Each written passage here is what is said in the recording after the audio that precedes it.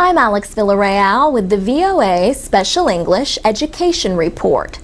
Some students get so nervous before a test they do poorly, even if they know the material.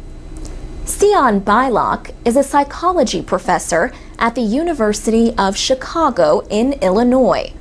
She has studied these highly anxious test takers. She says students might even start worrying about whether this exam is going to prevent them from getting into the college they want. She says when students worry, they use up attention and memory resources that could be used on the test. Professor Beilock and another researcher, Gerardo Ramirez, have developed a possible solution.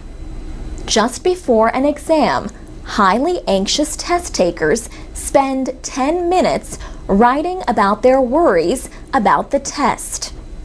She said when students write about their worries on paper, they think about the worst that could happen. They might realize it is not as bad as they thought it was. And writing about it prevents these thoughts from popping up when they are taking the test. The researchers tested the idea on a group of 20 anxious college students. They gave them 2 short math tests. After the first one, they asked the students to either sit quietly or write about their feelings about the upcoming second test. The researchers added to the pressure. They told the students that those who did well on the second test would get money.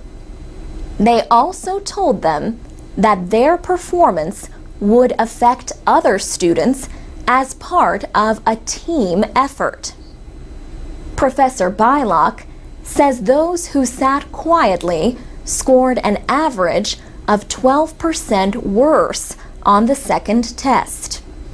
But the students who had written about their fears improved their performance by an average of 5%. Next, the researchers used younger students in a biology class. They told them before final exams either to write about their feelings or to think about things unrelated to the test. Professor Beilock says highly anxious students who did the writing got an average grade of B+, compared to a B- for those who did not.